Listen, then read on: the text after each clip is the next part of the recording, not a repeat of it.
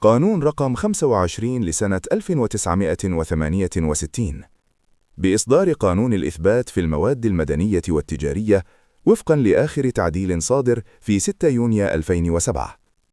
الجريدة الرسمية العدد 22 في 30 مايو سنة 1968.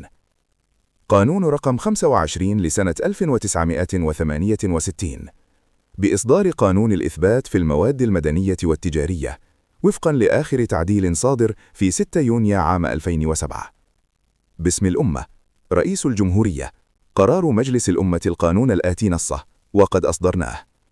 المادة الأولى: يلغى الباب السادس من الكتاب الأول من القسم الأول من القانون المدني، والباب السابع من الكتاب الأول من قانون المرافعات المدنية والتجارية الصادر بالقانون رقم 77 لسنة 1949، ويستعاض عن النصوص الملغاة بنصوص القانون المرافق، كما يلغى كل نص آخر يخالف أحكامه.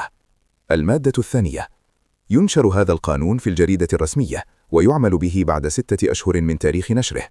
يبصم هذا القانون بخاتم الدولة وينفذ كقانون من قوانينها. صدر برئاسة الجمهورية في 3 ربيع أول سنة 1388 30 مايو سنة 1968. جمال عبد الناصر. قانون الإثبات في المواد المدنية والتجارية. الباب الأول: أحكام عامة. مادة 1: على الدائن إثبات الالتزام، وعلى المدين إثبات التخلص منه. مادة 2: يجب أن تكون الوقائع المراد إثباتها متعلقة بالدعوة ومنتجة فيها وجائزا قبولها. مادة 3: إذا ندبت المحكمة أحد قضاتها لمباشرة إجراء من إجراءات الإثبات، وجب عليها أن تحدد أجلا لا يجاوز 3 أسابيع لمباشرة هذا الإجراء، ويعين رئيس الدائرة عند الاقتضاء من يخلف القاضي المنتدب.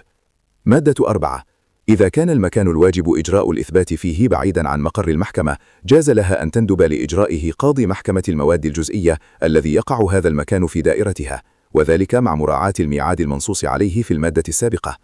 مادة 5: الأحكام الصادرة بإجراءات الإثبات لا يلزم تسبيبها ما لم تتضمن قضاء قطعياً. يجب إعلان الأوامر الصادرة بتعيين تاريخ إجراء الإثبات، وإلا كان العمل باطلاً، ويكون الإعلان بناء على طلب قلم الكتاب بميعاد يومين. مادة 6: كلما استلزم إتمام الإجراء أكثر من جلسة أو أكثر من يوم، ذكر في المحضر اليوم والساعة اللذين يحصل التأجيل إليهما، ولا محل لإخبار من يكون غائبا بهذا التأجيل.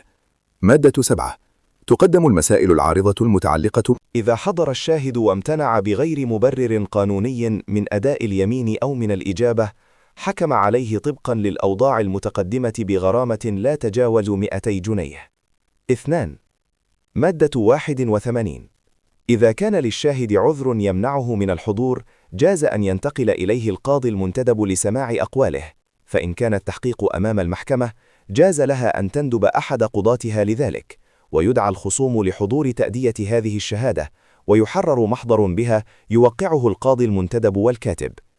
مادة 82: لا يجوز رد الشاهد ولو كان قريبا أو صهرا لأحد الخصوم، إلا أن يكون غير قادر على التمييز بسبب هرم أو حداثة أو مرض أو لأي سبب آخر. مادة 83: من لا قدرة له على الكلام يؤدي الشهادة إذا أمكن أن يبين مراده بالكتابة أو بالإشارة. مادة 84: يؤدي كل شاهد شهادته على انفراد بغير حضور باقي الشهود الذين لم تسمع شهادتهم. مادة 85: على الشاهد أن يذكر اسمه ولقبه ومهنته وسنه وموطنه، وأن يبين قرابته أو مصاهرته ودرجتها إن كان قريبا أو صهرا لأحد الخصوم، ويبين كذلك إن كان يعمل عند أحدهم. مادة 86: على الشاهد أن يحلف يمينا بأن يقول الحق وألا يقول إلا الحق، وإلا كانت شهادته باطلة، ويكون الحلف على حسب الأوضاع الخاصة بديانته إن طلب ذلك. مادة 87: يكون توجيه الأسئلة إلى الشاهد من المحكمة أو القاضي المنتدب، ويجيب الشاهد أولا عن أسئلة الخصم الذي استشهد به، ثم عن أسئلة الخصم الآخر، دون أن يقطع أحد الخصوم كلام الآخر أو كلام الشاهد وقت أداء الشهادة. مادة 88: إذا انتهى الخصم من استجواب الشاهد، فلا يجوز له إبداء أسئلة جديدة إلا بإذن المحكمة أو القاضي. مادة 89: لرئيس الجلسة أو لأي من أعضائها أن يوجه للشاهد مباشرة ما يراه من الأسئلة مفيدا في كشف الحقيقة. مادة 90: تؤدي الشهادة شفاها، ولا يجوز الاستعانة بمفكرات مكتوبة إلا بإذن المحكمة أو القاضي المنتدب، وحيث تسوغ ذلك طبيعة الدعوة. مادة 91. تثبت إجابات الشهود في المحضر، ثم تتلى على الشاهد ويوقعها بعد تصحيح ما يرى لزوم تصحيحه منها، وإذا امتنعوا من التوقيع ذكر ذلك وسببه في المحضر. مادة 92. تقدر مصروفات الشهود ومقابل تعطيلهم بناء على طلبهم، ويعطى الشاهد صورة من أمر التقدير تكون نافذة على الخصم الذي استدعاه. مادة 93. يشتمل محضر التحقيق على البيانات الآتية: ألف، يوم التحقيق ومكان وساعة بدئه وانتهائه مع بيان الجلسات التي استغرقها. باء، أسماء الخصومية